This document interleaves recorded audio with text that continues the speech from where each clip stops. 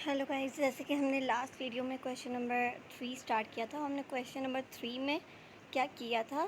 Question number 3 में actually implicit equations दी हुई थी। अभी इम्प्लिसिट इक्वेशंस है क्या, जिसमें दो वेरिएबल साथ में यूज़ हुए हों, जैसे कि एक्स और वाई, टू वेरिएबल्स हैं, टू फंक्शंस हैं and they are used at a time in equation. तो इसको हम बोलते हैं इम्प्लिसिट इक्वेशन।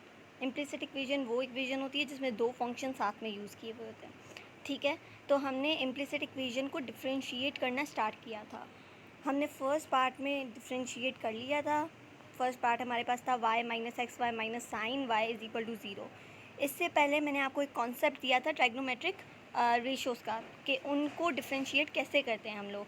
कि अगर हमारे पास साइन फंक्शन है तो उसको डिफ्रेंशिएट कैसे करेंगे, कॉस फंक्शन को, टेन फंक्शन को, कॉट फंक्शन को, कॉसेक फंक्शन को।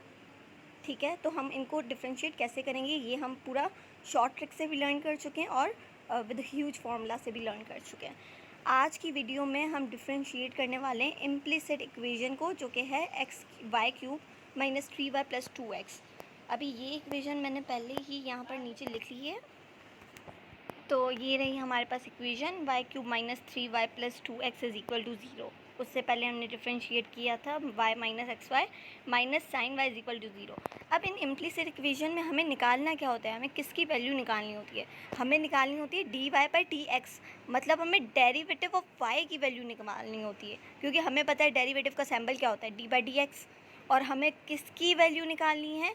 डेरिवेटिव ऑफ फंक्शन y की निकालनी है, मतलब d y by d x की वैल्यू निकालनी है।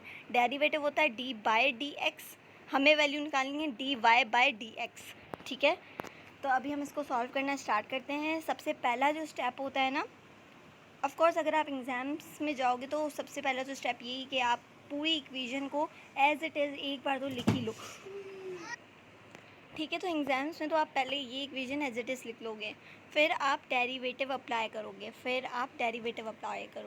तो यहाँ पर मैं क्या लिखूँ कि अप्लाइंग डेरिवेटिव,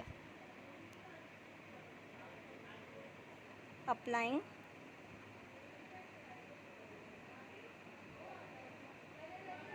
डेरिवेटिव। ठीक है, अप्लाइंग डेरिवेटिव। अब जब हम यहाँ पर डेरिवेटिव अप्लाई करेंगे तो क्या होगा? ठीक है, पहले तो हम पूरी इक्वेशन पर D by d x apply कर लेते हैं। Y cube minus 3y plus का क्या है, प्लस का 2x है। ठीक है, तो अभी आप देखो यहाँ पे इम्प्लिसिट इक्वेशन है। इम्प्लिसिट इक्वेशन का मतलब क्या है, इसमें दोनों फंक्शंस यूज़ हुए हैं, y भी यूज़ हुआ हुआ है, x भी यूज़ हुआ हुआ है, तो इसका मतलब है ये इम्प्लिसिट इक्वेशन है। ठीक है, अब आपने डेरिवेटिव अप्लाई कर दिया बाहर। अब हमने क्या फॉर्मूला पढ़ा था कि अगर हमें लेना है डेरिवेटिव उन फंक्शंस का जो आपस में ऐड या सब्ट्रैक्ट हो रहे हैं, तो उनका डेरिवेटिव कैसे लोगे आप? यहाँ पर भी डेरिवेटिव अप्लाई, यहाँ पर भी डेरिवेटिव अप्लाई, यहाँ पर भी डेरिवेटिव अप्लाई। ठीक है, तो डेरिवेटिव अप्लाई। ठीक है, तो भाई कर लो डेरिवेटिव अप्लाई इन सब फंक्शंस पर। तो डी बाई डी एक्स पहले तो अप्लाई होगा वाई क्यूब पर। ठीक है, बीच में साइनस आ गई, वो जो उन दो फंक्शंस के पहले ही एग्जिस्ट कर रही है, तो माइनस एग्जिस्ट कर रही है। ठीक है, फिर डी बाई डी एक्स आपको लेना है 3y का, फिर साइन दोबारा प्लस की आ गई, और डी बाई डी एक्स हमें लेना है किसका? हमें लेना है 2x का, इज़ इक्वल टू ज़ीरो आ गया। ठीक है, तो अब हमारे पास ये तो बिल्कुल इजी है, इसमें तो कोई रॉकेट साइंस है ही नहीं। ठीक है, ये तो बहुत ही इजी है। अब हमें डेरिवेटिव लेना है उस फंक्शन का जिसके ऊपर पावर आ रही है, तो लो ये पावर बाहर फेंक दो, बेस के ऊपर पावर -1, 3 - 1 इज़ 2। ठीक है, इतना ही नहीं, फिर आप डेरिवेटिव ले लो, डी बाई डी एक्स ले लो फंक्शन y का। ठीक है, बेस का डेरिवेटिव ले लो, फिर आपको डेरिवेटिव लेना है 3y का, तो 3 तो कोएफिशिएंट है, बाहर फेंक दिया जाए, और फिर आप डेरिवेटिव ले लोगे, डी बाई डी एक्स ले लोगे फंक्शन y का। ठीक है, यहाँ पर क्या है, डेरिवेटिव लेना है 2x का, तो +2 तो बाहर आ गया, और derivative of x is always 1, तो ये हमारे पास 2 ही सिर्फ आ गया। अब यहाँ पे 2 जो है वो प्लस का है, जब वहाँ जाएगा तो क्या माइनस का हो जाएगा? जी बिल्कुल, तो लिख दो 3y cube, not 3y cube, sorry 3y square हो गया, क्योंकि जब हम डेरिवेटिव ले लेते तो dy डी एक्स आ गया, ठीक है। यहाँ पर हमारे पास 3 d by d x of y आ गया, और ये यहाँ पे प्लस का 2 था, जब इक्वेशन के उस साइड जाएगा तो माइनस का 2 हो जाएगा, ठीक है। अब आप देखो इन दो चीज़ों में कॉमन क्या क्या आ रहा है, इन दो चीज़ों में हमारे पास कॉमन क्या क्या आ रहा है, पहले तो ये देखो। तो यहाँ पर तो 3 भी वैसे तो कॉमन है, लेकिन हमें तो d y by d x पहले सब्ट्रैक्ट करना है। तो d y by d x को आप कॉमन ले लो, राइट से लिख लेती हूँ। D y by d x मैंने ले लिया है कॉमन, ठीक है। ब्रैकेट में क्या आ जाएगा, 3y² आ गया एक तो, और माइनस का 3 आ गया। हमने 3 को कॉमन नहीं लिया अभी तक, हमने 3 को कॉमन नहीं लिया, हमने सिर्फ d y by d x को लेना है।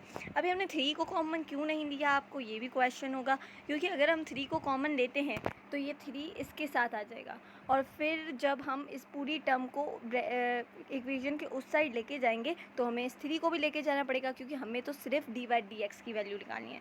तो इतना लंबा स्टेप ना करें, इस वजह से मैंने 3 को कॉमन नहीं लिया। मैंने सिर्फ कॉमन किसको लिया है, मैंने सिर्फ d y by d x को कॉमन लिया है।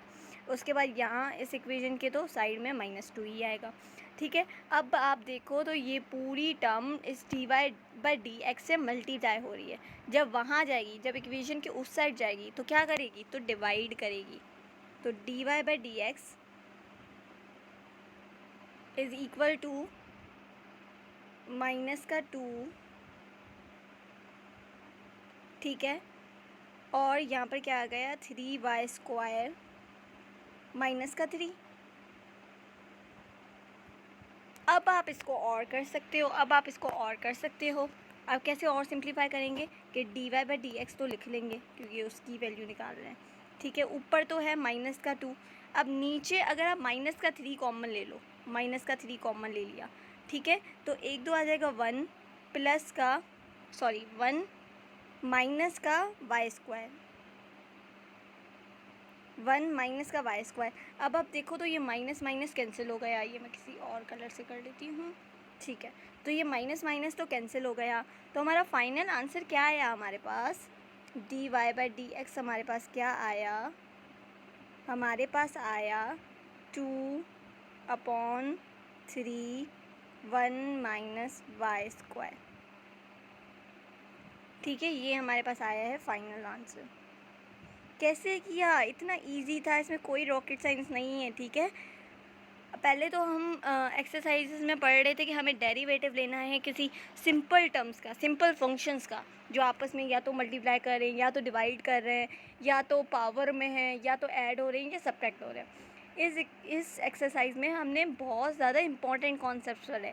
हमने ट्राइग्नोमेट्रिक रेशियोज़ को डिफ्रेंशिएट कैसे करते हैं, हमने वो पढ़ा। अब हम क्वेश्चन नंबर 3 में पढ़ रहे हैं कि इक्वेशंस को डिफ्रेंशिएट कैसे करते हैं। तो हमने फर्स्ट पार्ट में डिफ्रेंशिएट किया कि इक्वेशन को कैसे डिफ्रेंशिएट करेंगे, सेकंड पार्ट में भी हमने इक्वेशन को डिफ्रेंशिएट किया। अब यहाँ पर एक बहुत ज़्यादा इंपॉर्टेंट कॉन्सेप्ट है कि जब कभी आप इक्वेशन को, आप इम्प्लिसिट इक्वेशन मतलब जिसमें 2 फंक्शंस यूज़ हुए हैं, एक्स और वाई दोनों यूज़ हुए हैं, उसको बोलते हैं इम्प्लिसिट इक्वेशन। तो अगर आप डिफ्रेंशिएट कर रहे हो इम्प्लिसिट इक्वेशन को, तो वहाँ पर डी बाई डी एक्स नहीं आता, सिर्फ d y by d x आता है। We don't have only d by d x there, सिर्फ डिफ्रेंशिएट नहीं होता, हमारे पास वहाँ पर आता है डेरिवेटिव ऑफ वाई आता है, तो d y by d x आता है। तो जब भी आप इम्प्लिसिट इक्वेशन को डिफ्रेंशिएट करो तो आपका हमेशा आंसर आएगा d y by d x का, सिर्फ डी बाई डी एक्स का नहीं, बल्कि d y by d x का। तो इस वाली वीडियो में हमने part number 2 of question number 3 complete कर लिया है। नेक्स्ट वीडियो में हम part number 3 of question number 3 करने वाले होंगे।